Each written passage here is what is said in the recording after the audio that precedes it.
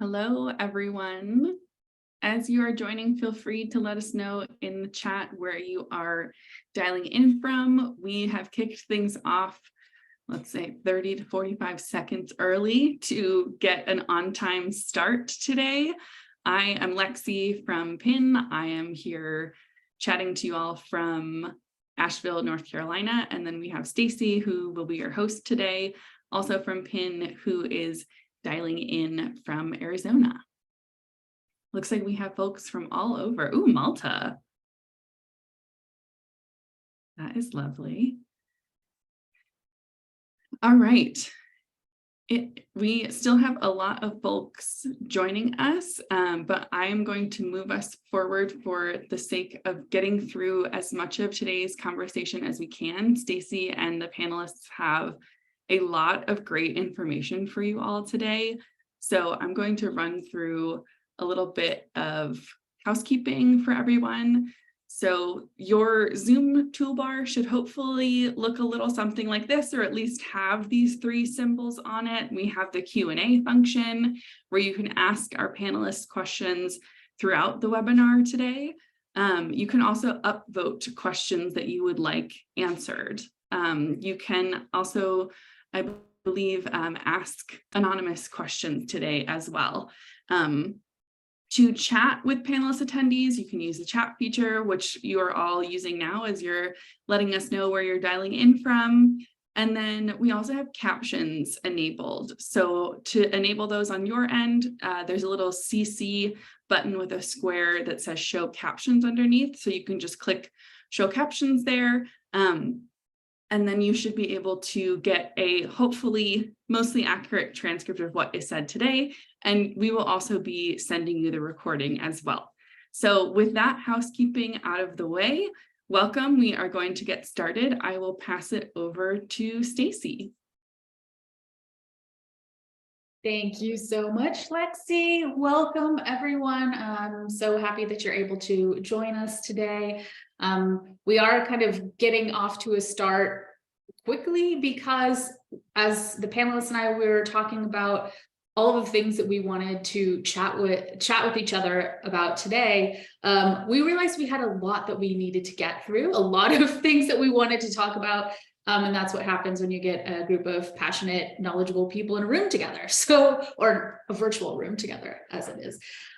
So I'm going to kick us off. My name is Stacey Nordwall. My pronouns are she, her, hers, and I am the head of employee experience at PIN. For today's webinar, I'm going to be primarily facilitating and helping time keep us so that we're able to get through all of the things that we wanted to share with you, as well as leave time at the end for some of your questions. Definitely feel free to keep using the chat, connect with one another, share resources. For the questions, though, please do use the Q&A. It'll be hard for us to monitor the questions within the chat, so putting them in the Q&A is really going to help us make sure that we get to them. For a little background today, this journey about creating inclusive communication in the workplace started for me about 1.5 or 2 years ago when I was working on the communications in our open library, PIN's open library, and really being mindful that the communications I was creating could go to any person, any place in the world, and wanting to being, really caring about making sure that what I was writing was going to be inclusive, and doing research, looking for something that could help me write inclusive communications. And what I found was there were a lot of good resources, particularly around words to use in a word list, but not necessarily around how to think about like framing the communication and really creating it. And so we decided that we would create a guide ourselves. We contacted Dr. Breeze Harper and she joined us, and we put out the guide in June of last year. And then fast forward this year, we have so much more that we're wanting to learn. We're thinking about communications in such a much broader way. And so we have all of these great panelists here with us today to kind of talk about this very broad world that is communications within the workplace. So after I said I was going to go quickly and then I took up a lot of time, I'm going to ask the panelists to go ahead and introduce themselves. Please give your name, pronouns, current role, company, and what you hope our attendees will take away from today's session. JJ, would you start us off, please? I sure will. Hi, everyone. Welcome. I hope you get a lot from this conversation today. I'm super excited. So my name is Julie. I go by JJ, the initials for my name and last name. My pronouns are she, her, hers, and I'm tuning in from Montreal, Canada. I have an HR background with 15 years of experience with a strong focus on employee engagement, my passion, and helping leaders develop high-performing teams. I joined Officevibe a little over 6 years ago because our mission aligned. We both wanted to positively impact the future of work in a human and caring way. So that reeled me in. My role at Officevibe is HR expert and researcher. So what that means is I act as a resident HR expert for our product company, right? So I leverage industry and user research to inform our product strategy and roadmap. I get to share my passion and expertise in wonderful panels like these ones. And I also do a lot of product work. So I build surveys, templates, guidance for managers inside Officevibe. So as I'm passionate for discussing and solving challenge of the real world, whether that touches HR, business leaders, managers, or all of them, that's what I hope to bring to the conversation today. Concrete advice to solve real life problems. Thank you so much. Zara, would you introduce yourself? Yes. Hello, everyone. Thank you so much for joining. My name is Zara. I am the Global DEI Impact Manager at Power to Fly. My pronouns are she, her, very proudly based in Brooklyn. So I come with an HR and operational background in a variety of different industries. And my hope for everyone in today's session is that you will leave being curious, that you're going to take this idea of curiosity to get to know your peers better, curiosity to expand your own understanding and awareness around mindful communication, and to continue being curious about what building an inclusive company culture truly entails. So I hope that you all stay curious after this session. I love that. Asia, you're next. All right. Hey, everyone. Welcome. I'm Asia Smith, she, her, hers pronouns. I share the sentiments with the other panelists as far as being thrilled for this conversation. And thanks so much for being here. I'm an executive leadership coach and community catalyst at ThinkHuman. And we specialize in supporting leaders and bringing out the best in themselves and others. I also support our operations team. So it's a bit of a hybrid as far as my role is concerned. So inclusive communication, it's integral as far as connecting all those different puzzle pieces and putting that bigger picture together. Every now and then you'll see me on a panel, but most of what I do is behind the scenes at ThinkHuman. I live in the Washington, D.C. metropolitan area, dog mom of two. I have one of them here. She might pop up on camera during the webinar. So just putting that out there. As far as what I hope attendees will take away from today's session, a sense of clarity and a sense of direction. And so from the clarity bit, just feeling illuminated as far as what might be going well and what folks can build upon at their organization, or what's more likely for all of us in this room as we continue to learn and define what inclusion is as that continues to evolve. Finding areas of opportunity to be more inclusive, more psychologically safe, and accountable as far as creating inclusive workplace environments. And so that's the clarity. And then simply put, the direction piece, knowing that first step, or perhaps those first few steps to put all of this inspiration into action after the webinar. So just a few small things that we're trying to do today, nothing too big. So I want to start off, one of the things that I feel like is always the question is really around buy-in. And so I want to start off asking you, how do you help leaders understand that inclusive communication is an important foundational part of creating an equitable organization? Asia, I'll start with you and then Zara after. Yeah, I think ThinkHuman, as I mentioned, we specialize in people leadership. And so what we do is rooted in behavior science, emotional intelligence, and ways that we can lead from heart or lead with love to bring out the best in ourselves and others. And so for us, it's fundamental. Being a great leader equals being a great manager that is inclusive. The inclusivity piece, it's connected, it goes hand in hand, and we feel you can't have one without the other in terms of being a leader who's effective and also helps promote retention, psychological safety, and all of these things that folks in the new world of work and beyond are looking for. Psychological safety is something woven throughout everything that we do. And so we support leaders in creating this at their workplaces. And that means places where authentic expression and speaking up with questions, comments, concerns, making well-intended mistakes, it's welcome without fear of humiliation or retaliation. And this is all obviously built through communication, which is intricate.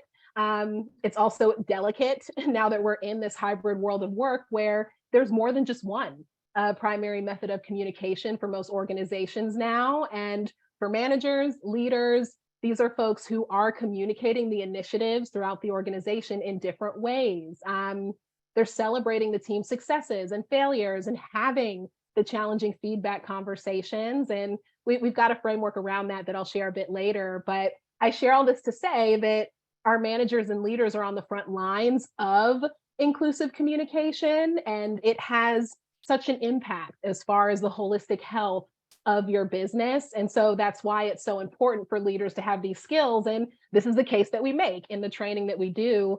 Our mission is to build inclusive leadership so organizations are sustainably thriving and they're environments where all beings can thrive. So yeah. I love that, Asia. I'm actually going to build off of that because I think you covered so many important concepts. I know we're going to cover so much in today's session. I'm very excited about it. But you really named these key pieces, right, around psychological safety and authenticity. And so a lot of the work that we do at Power to Fly with our clients is all about how we continue to build off of that. And a key part of that is that communication piece, right? So a lot of the work that we do with folks is really focusing on the language that we're using, but also who are we centering in conversations, right? And so the reality is, especially with all of these conversations now permeating workplaces on a much higher level, which is very exciting, there is so much data and studies and research out there that really talk about the impact of belonging and what that has on what that does for the employee experience.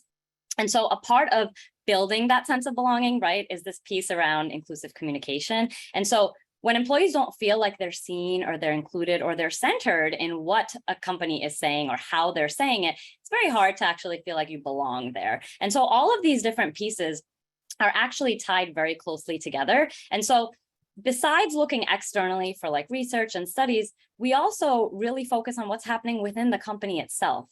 And so if, leaders are kind of questioning if this is a priority that should be happening or what they should be doing around this, we often encourage our folks to survey your employees, survey the people that you see and work with every day to actually find out what's going on, because we may assume something may be happening, or we might have the lens that we're viewing it through, right? Where we're thinking that everything is great, people feel supported. But then when you start speaking to people, you realize that that may not actually be the case, especially for folks with different backgrounds who are bringing different experiences to the workplace. And so we often encourage folks, we empower the folks that we partner with to make sure that you're surveying your folks, right? That you're not just operating off of assumptions through your lens, right? And so that's another big piece about getting that leadership buy-in, right? If leaders are not sure if this should be a focus or not, talk to your employees, survey your employees, see what's happening internally, gauge that, and that will help inform how you should move forward.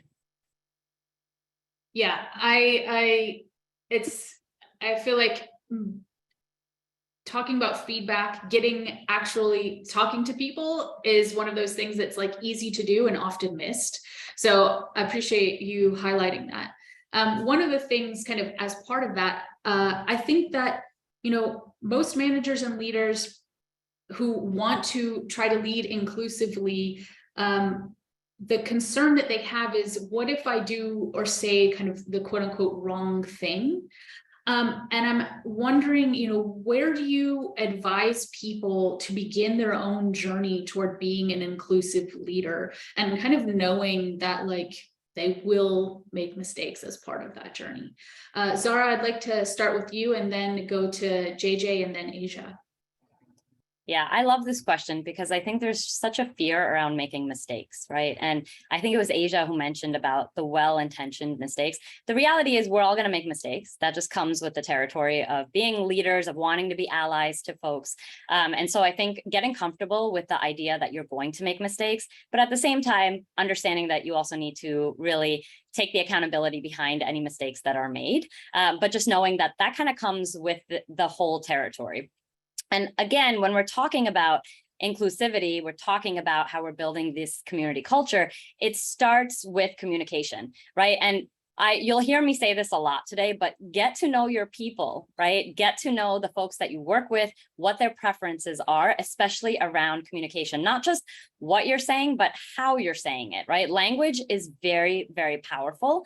And so we need to be intentional and we need to be mindful about what we're saying and how we're saying it, and also what impact that is having, right? And so honest conversations with our peers, it not only allows us to get to know them better and build trust with them, it also allows us to increase our own awareness around what are the opportunities that managers may have to further their own education, their own learning, right? There's always going to be gaps that we can further our own awareness around. And so when you're able to really have these kind of honest, open conversations with your peers, with your team, it allows you to understand where your gaps may exist, because we know that they're there, right? But if we don't know what they are, it's very hard to start mitigating those different gaps. So that being said, I also just want to name that emotional labor is a real thing and it's very exhausting. So we also don't want to keep relying on other people to educate us, right? So we want to get to know our folks, but if we recognize that there's a gap that exists, we're not going to be relying on those folks to also educate us on how to close those gaps, right? Those resources, all that information exists. We have to just go find it. So let's make sure we're also not overburdening folks that may already be dealing with a lot of other emotional labor and a lot of other tasks that are coming their way. So let's just make sure that we are proactively finding out where our gaps exist and then finding those resources, because we have so many resources now around cross-cultural building and understanding and how we bridge those gaps. Because the reality is everyone, even if you're in the same geographic location, people are coming from different backgrounds, different cultures, different languages. And so we should always have that global approach. Even if you're based in the same country, in the same location, we need to have that global approach. Absolutely. I'm just going to build on everything that you said, Zara. I think you're spot on. I want to welcome this lovely dog to our conversation too. If you haven't noticed, so pretty. Yeah, I agree with you. Is start with the beginning. The beginning is getting to know your people. And I think one of the strongest and most powerful tool you have as a manager, leader, within your organization, whether people report to you or not, you can be that type of leader as well, is leveraging your one-on-ones. One-on-one meetings are so powerful to get to know people. And there's a variety of ways where you can come up and get the inspiration that you need to ask the right question. So what you said in the intro, be curious.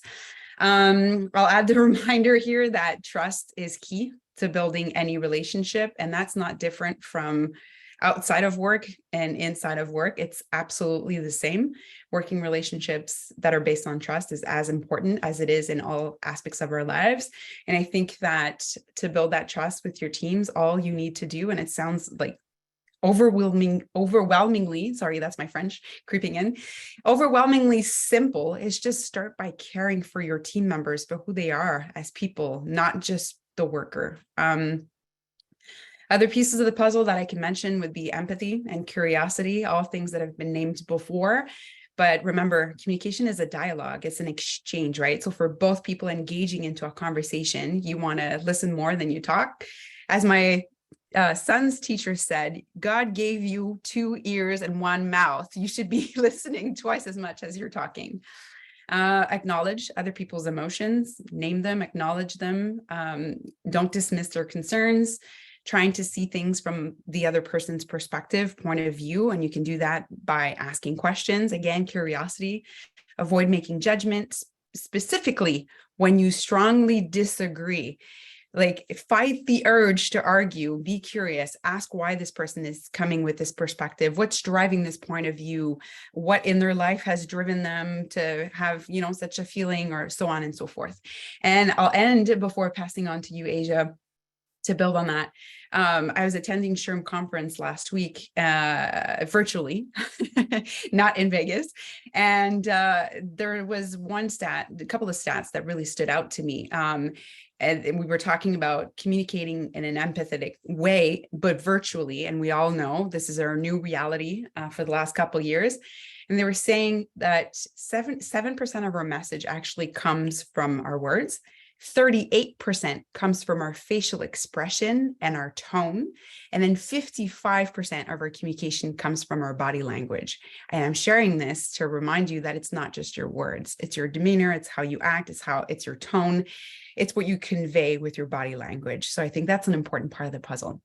What do you think, Queen Asia? Thanks for passing it over. And I definitely share all of the sentiments that were said in terms of the trust, the connection. It all connects to psychological safety as far as being curious about other folks' experiences, the empathy piece there. And I know I mentioned authentic expression a bit earlier, and I do feel as though, especially for folks who are afraid of getting it wrong, if you're coming from a place of compassion and the environment is psychologically safe, the trust and connection is built, you can acknowledge in that moment that it's a new situation or a challenging conversation for you, and that you don't intend to say the wrong thing, but you might. And so you open the door for the other person or other people to engage in the dialogue, which was also mentioned. If that does happen, it's a dialogue when having inclusive communication. On an individual level, beginning your journey by intentionally getting to know yourself on a deeper level as a human, as a leader. I know I mentioned providing that same space for others. And so doing that for your team. At ThinkHuman, we have a session called Flex Your Style, where we provide training on how to do this. But we all have complex needs based on how we identify and what we've experienced, what we've been taught. Trauma, dreams, fears, etc. But what we all share is that we need belonging and connection, and that's the simple piece, but it looks and feels different for all of us, and that's where it gets complex. And so that's why it is important to be intentional about creating the environments that are inclusive and psychologically safe and brave for a variety of intersectional identities. And so that's why it is important. As far as your own journey, start by identifying for yourself what your intersectional identities are, how you show up at work and beyond, what an inclusive environment looks and feels like for you, and being, again, curious about learning all of that throughout your team, and doing so in different ways to cater to the different communication styles. And so one-on-ones came up as a really great opportunity to source that information, and team meetings, engagement surveys, all of these opportunities, when approached effectively, they're probably already built into your process in some way, shape, or form. And so this is a way for it to be collaborative, and by sourcing, so being curious and learning, that way you're not creating an environment that might be unintentionally exclusive by not considering all of the different perspectives that might be in the room or on the team. So it really does come down to having a growth mindset and taking the initiative, especially as a leader or a manager, to, again, create these environments where this dialogue can take place. I like that you're bringing up this idea of kind of challenging conversations, about creating space for dialogue, about thinking kind of about intent versus impact. I think when it comes to challenging conversations in the workplace, which could be something like providing feedback, it could be calling someone in when you notice, an exclusionary act. What tips do you have for people to maintain their awareness and communicate inclusively in those moments? JJ, I'll start with you and then go to Asia and then Zara. Great, thanks. On the calling someone in piece, I think my best advice would be to leverage the power of team norms. I think that what do you call them? Norms, principles, values, behaviors. Those team norms can be really useful in calling someone in.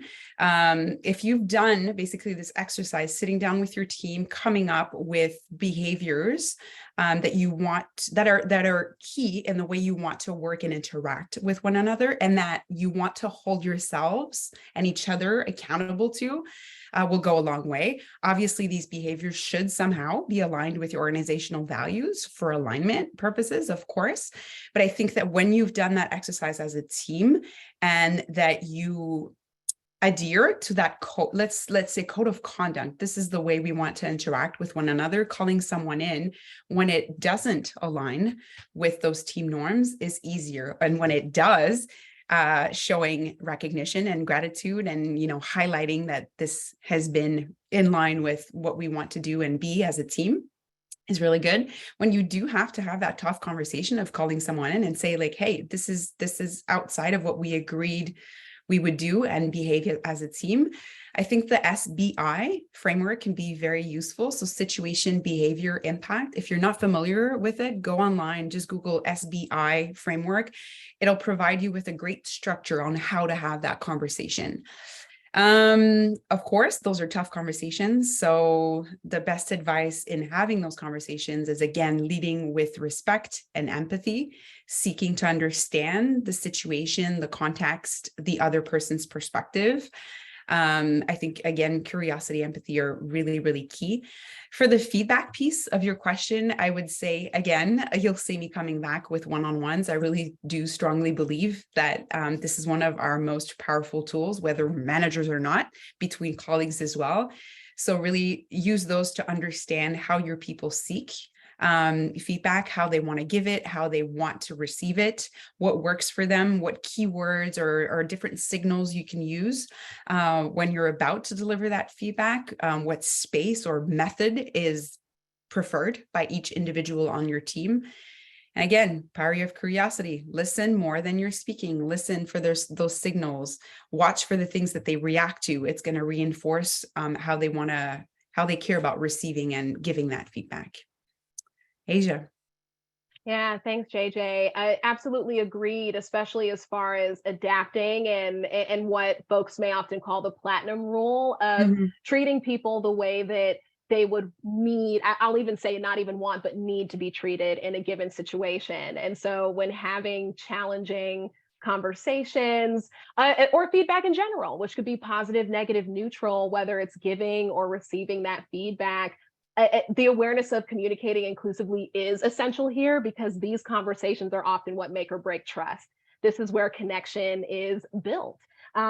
Challenging conversations are where psychological safety needs to be optimal, because the overall sense of inclusion and belonging throughout someone's life cycle, if you will, at an organization, a lot of times it depends on how these challenging conversations go. And so I love, JJ, that you brought up a feedback model. There's a feedback model that we use that's similar at ThinkHuman called FAIR. And so it's FA, that's fact, and then we have impact and request. And so that's a way to really break down feedback to still have it be authentic, but also neutral and inclusive, where you're addressing the facts or the tangible examples that can be shared during this challenging conversation. And then for the impact, you're using I statements. So what was the impact of those facts or tangible examples that took place? And then as far as the request, what is actionable that me, you, we can all do equitably to prevent whatever led to the challenging conversation from happening again, or repair it if it happens again, because we're all learning. We're all human. That a lot of these concepts are new for all of us, and even for those of us who are the most, experienced. There's new things happening every day that redefine what inclusion looks and feels like for all of us. And so, again, that's fact, impact, request. And so, approaching feedback or calling someone in that way has helped a lot of our clients in holding themselves and other folks accountable in a way that's psychologically safe and inclusive, especially in terms of flexing your style and being considerate of all the perspectives and needs involved in the situation. And then, of course, an actionable plan forward. So I see in the chat the A, FA, it's together. So there's FA for fair, and then impact and request. And so that's the FAIR framework that we use with our ThinkHuman clients. I love that. Yeah, thank you. I'll pass it to Zara. Yeah. Yeah, I was just going to say, I love all the frameworks that are, I mean, I think it's really helpful, right? These are like helpful tools and resources for folks. I also just think in general, conflict is such an interesting concept, because I feel like we, a lot of times, have been conditioned to see it as like a really bad thing or a really challenging thing. But the reality is it's also such an opportunity, right? It's such an opportunity for us to grow with the other person, right?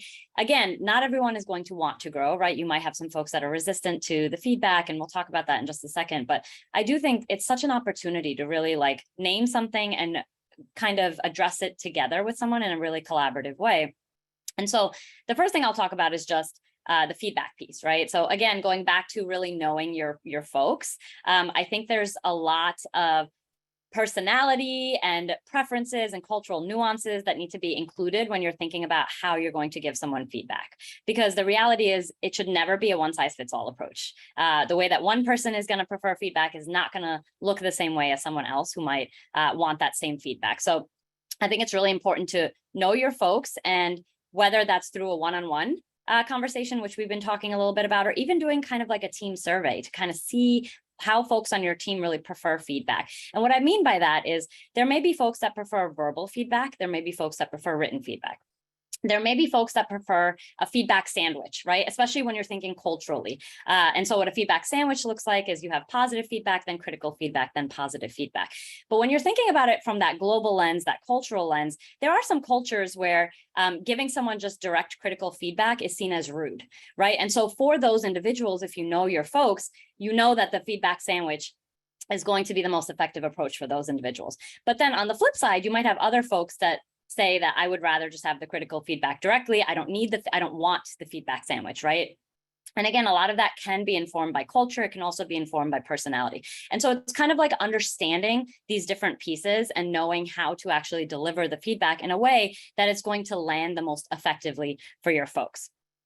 The other thing that I want to just quickly talk about was the calling in piece, right? And so again, we mentioned earlier that everyone is going to make mistakes. And so we have this concept of calling in that I just want to like lean into a little bit here. And so a lot of times we've been hearing folks call out folks, right? And usually when someone is being called out, it's happening in more of a public space in a way where other folks are able to kind of witness it.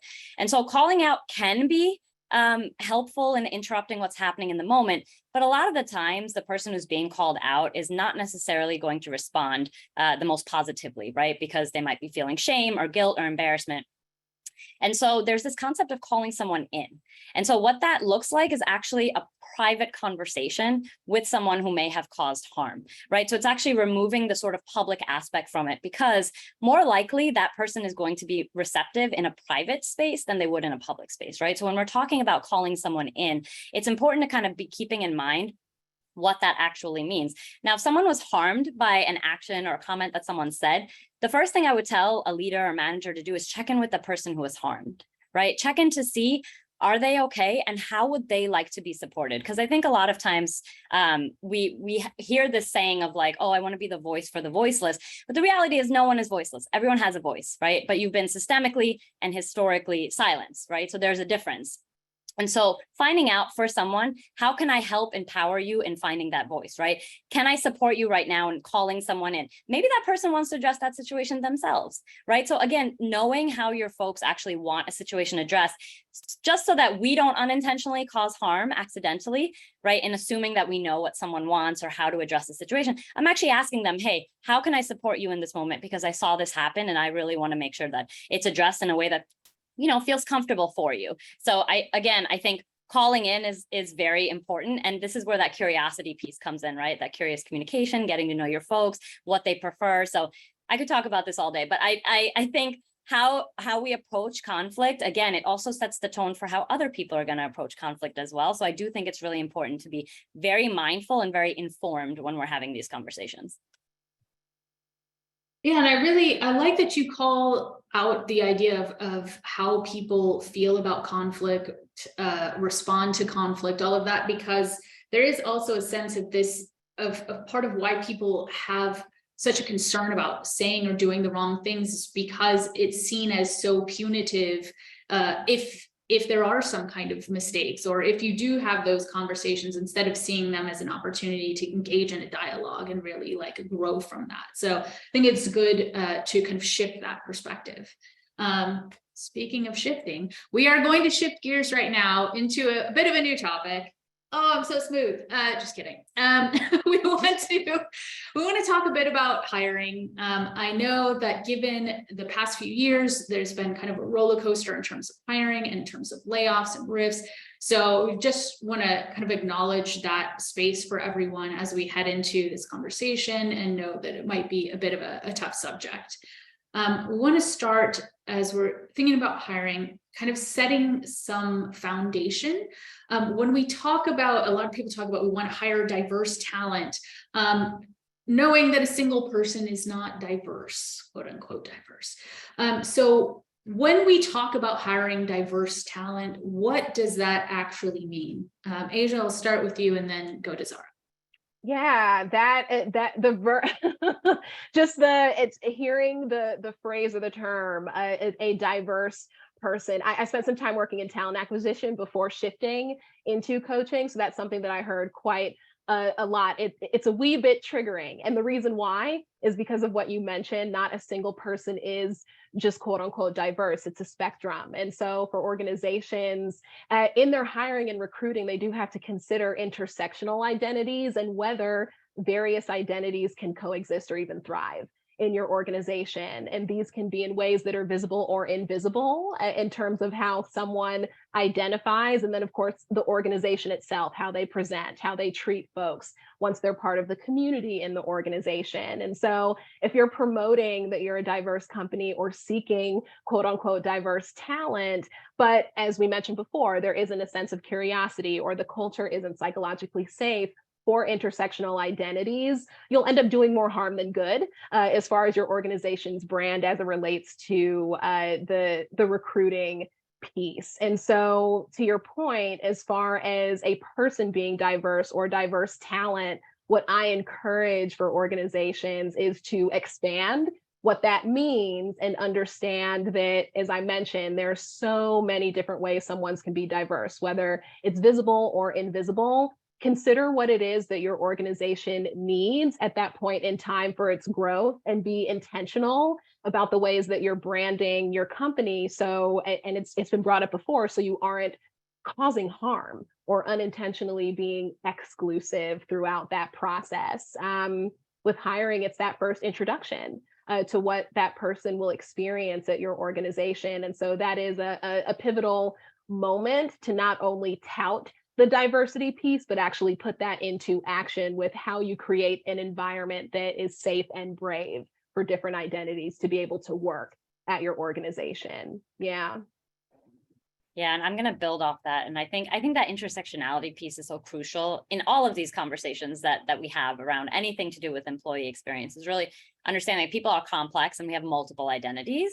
And so this is such a great question, because again, it highlights the importance of the language that we're using, right? We have to be really intentional with what language we're using and how we're saying certain things. So, you know, one person, as mentioned, it's not a diverse person, right? We're talking about a group of folks. And so it's also important to note that global piece. So diversity actually looks really different globally. And so a lot of times these conversations that are coming out of the US, they have a very US-centric lens of what diversity looks like, right? So often in the US, the diversity metrics we're looking at here include gender and race.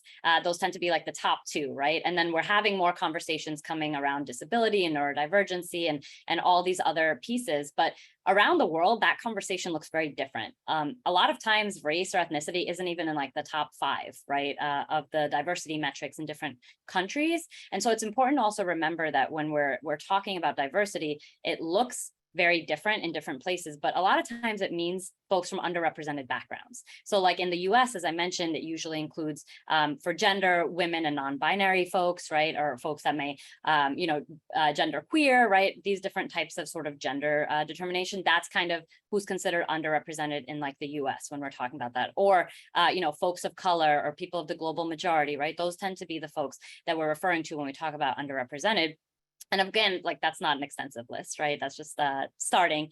But it's other parts of the world, that list may include caste, right? It may include other things that we're not necessarily talking about here. So we have to be keeping that in mind, right? So when we're having the conversation of what diverse talent looks like, or who we're trying to really hire into our company, into our organization, we have to have very real conversations about what does that mean for our company? Because again, it looks different for different companies, especially depending on where they may be based and where they may be hiring from. And so we want to be able to have those kind of transparent, honest conversations.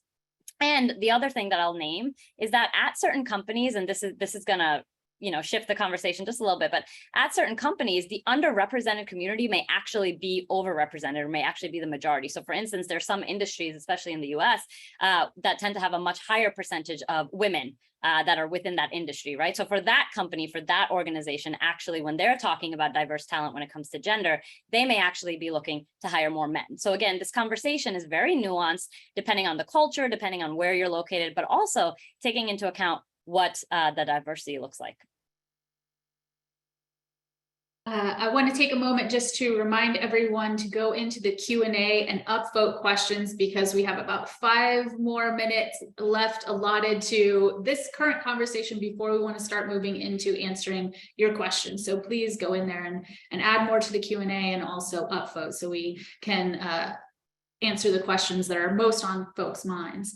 I want to move to another question we were talking about, and I think Asia, you kind of mentioned this in terms of thinking about, like, if you're not mindful of your process, you can end up causing more harm than causing more harm to the folks that you're trying to actually bring into your organization.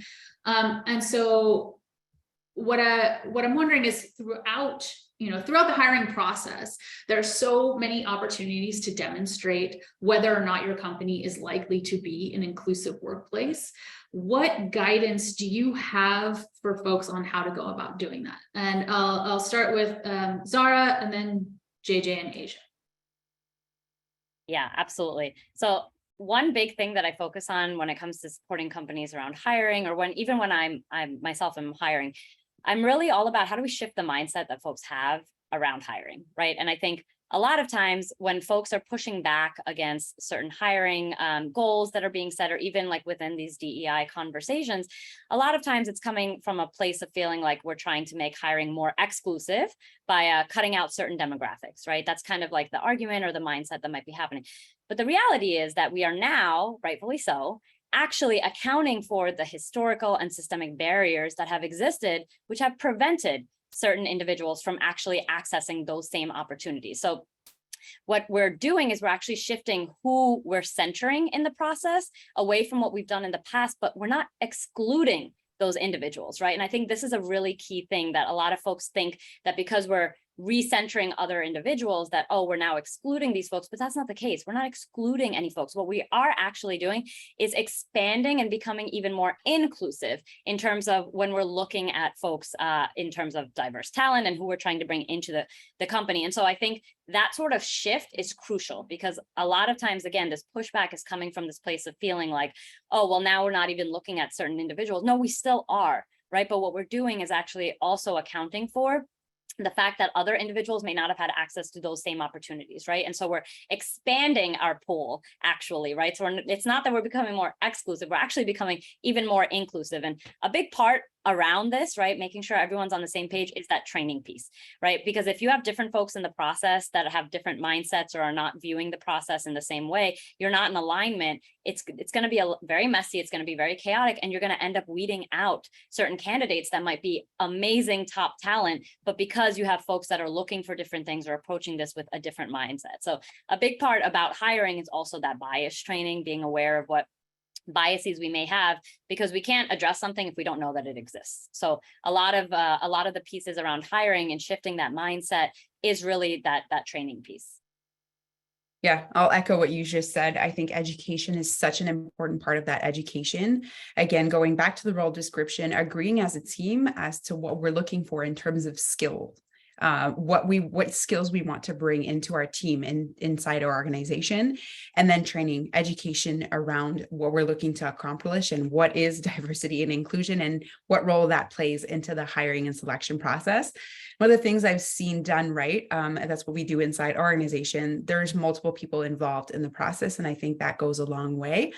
And it shows up in the kind of questions and the people that show up during the interview process. So it's not just about meeting with HR for a screening and meeting with the hiring manager and seeing if you qualify for the role or not. It's also, this is a mutual decision. The candidate is also making the decision to choose you as a team and organization, and vice versa. So my advice would be to involve more people if you can. We do those in the form of work samples. So we have the candidate actually come in once they've got through the initial stages to a 3-hour work session where we give them a real life scenario of what we would handle inside a team, whether it's a project or coming up with whatever is relevant into their role. And we set them up with tools, but also interactions with their future colleague and colleagues. I meant to add an S there. And what that actual relationship and interaction will be in the real life of work. I think that goes a really, really long way. Giving the space for your candidate to ask questions around DEIB and how you go about that inside your organization, what are your principles, what matters to you. And if you have DEIB data, because again, here we want to show how likely we are to be an inclusive workplace to positively influence that decision this person is about to make joining your team. If you have data, show it. Speak to it, be proud of what you've accomplished. And I'm not just talking about stats and demographic information, but also if you are running a DEIB survey inside your organization and you have employee perceptions around those 4 important themes, diversity, inclusion, belonging, and equity, show it, be proud of it. And that's going to positively influence the people looking to join your team. What are your words of advice, Asia? I definitely echo everything that was shared. I love the perspective of it being collaborative and seeking counsel, because this is a very sensitive process. There might be procedures, regulations. There's so many things from even a liability perspective to keep in mind. And then from that human and heart perspective of just treating people well, and folks having a great experience with that being that first introduction to your organization. And so the dream is great, but how are you putting that into action? And so I definitely feel how your organization presents itself. So what does that job posting look like? The language, what language are you using? What causes do you support? How do you communicate and acknowledge different identities? What types of questions are you asking on your application or during the interview? These are all opportunities to demonstrate that your workplace is an inclusive and equitable one. And so that's just what I'd quickly sprinkle on to all the great things that were already shared. Yeah. All right, so we're going to move into one rapid response question and then into the Q&A. And there are some tough cues in there, so prepare yourself to be tested. So for our rapid response question, there are so many touch points that we have with our employees throughout their time at the organization. And are there specific moments that you think are the most important to prioritize, that you would tell people to focus their, inclusive communication or inclusive, workplace building efforts on first? So rapid response, JJ. Onboarding sets the foundation for the rest of the employee experience. Asia. One-on-ones. This is where, as a leader or team member in any direction, you can make those authentic connections, learn more about who you're working with. So collectively, you can create the environment on your team. And that's also where you can individualize based on communication preferences. So there's that piece as well. One-on-ones. Yeah. All right, Zara. Oh, you're on mute. I sure am. I was so excited to jump in. So I would actually say the professional development program overall. That's multiple touch points, but I think that's so crucial because it really sends a message to your staff that as a company, as leadership, you're really invested in their growth. All right. Thank you very much. Okay, so we're diving into the Q&A. The first question we have is from Maxine. And this is a question that I've seen a lot, and it's always, I feel like it's a very challenging one to address in the workplace and even to provide a good answer to. The question is, do you have any tips for helping other team members remember pronouns and feel comfortable using requested pronouns for those on the team who use they, them? Mhm. I will let whoever feels want to jump in first to answer this question. I'll go. I can share what we do very simply. Sorry, Zara, I didn't mean to speak at the same time. What we use internally to communicate is Slack, right? So we have I don't know how they call that, sorry, but next to our names, basically, we have our preferred pronouns. So just as we do when we go on someone's LinkedIn page. So it's really top of mind when you're actually messaging someone, it shows up. You were going to say, Zara? Yep. I was just going to say, I think there's a lot of modeling that has to happen here with allyship, right? And so a lot of times when you introduce yourself in a conversation, it's also just having people start by renaming their pronouns. And it might get annoying for some folks, but again, the point is to have it feel inclusive for everybody. I think a lot of times asking people point blank, like what their pronouns are is not the effect that we want, because it puts people in weird positions, especially if they're not comfortable sharing their pronouns or questioning.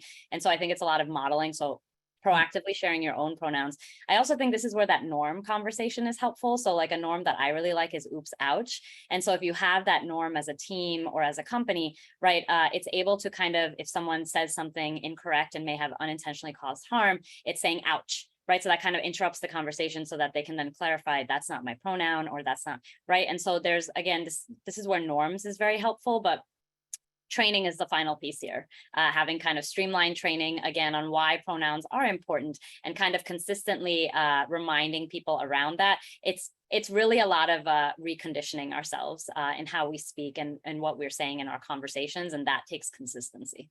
Mm-hmm. Yeah, I'll just add on to that. It's absolutely putting it into practice and building that muscle. I love the mentioning of leading by example and building something for your team or for yourself based on what works best for your organization to be able to hold yourself accountable and put this into place as you are practicing. And there are so many ways for us to be able to model and practice, whether it's in different platforms where we're meeting or over emails, and folks can find what works best for them. And ideally, it's something where everyone is included. So all folks, in a way where we're calling people in, they can express themselves, whether it's their pronouns or other identifying factors. Yeah, and if there is pushback from, folks around that, I think what came up earlier in the discussion around making that case in point in terms of surveying your people and the engagement and really the ROI in terms of the business case of why that small shift, for some folks, it might feel like a small shift. For other folks, it might be a major shift out of their comfort zone. So that's another part of being inclusive, is understanding those different perspectives. It's again, how do we, bridge that gap as far as creating that dialogue for all of it, and then putting the systems into place to be able to move forward in a way that's inclusive for everyone. Thank you. Thank you for tackling that tough question. We have another one. There are two questions that are fairly similar that are both about this kind of idea that inclusion is essentially political, and that it is bringing politics into the workplace, or that it is, leftist or left-leaning. So the question is, like, are there recommendations for how you essentially approach that pushback of inclusion being political? Again, anyone who wants to start us off. Yeah, I'll respond very quickly. From my perspective, I do feel as though inclusion is something that applies to everyone. So that could be an opportunity where, if that is the perspective that's being brought up, for folks who do see it from the lens of inclusion involving everyone, so that does mean different perspectives. It's not necessarily political, it's more holistic. It's a human thing, not necessarily a politics thing. I mean, that that could be positive, negative, neutral, challenging conversation to be able to call someone in. And put into practice some of what we shared during the discussion. But it's that would be my response, in a way that is calling someone in, just sharing the perspective of inclusion being something that impacts everyone. So how can we make this a global conversation? Yeah. Yeah, I can chime in too here. I think this is something that comes up often. And so I also think it's how we're communicating certain things. So sometimes if a company is not addressing everything that might be happening, it may look like it's leaning a certain way. So I always tell folks, you should just be sharing facts and making space for folks that might be impacted by that, right? And so it's not about painting it a certain way. And so a lot of times this political argument comes up because it seems like, or a company may actually be sort of painting something in a certain light, right? And so what I say, what usually makes it easier is to just share the facts and recognize that this may be impacting your employees. So what are the sort of resources and supports that you're putting in place to really support your employees? And then again, if it continues to be a place that people like really need space, that's when you can start thinking about hosting like smaller sessions with employees who can then more transparently share what they might be going through. But on like a company-wide level, I think it's really about how are we just sharing all of the different things that may be happening and not just centering certain voices,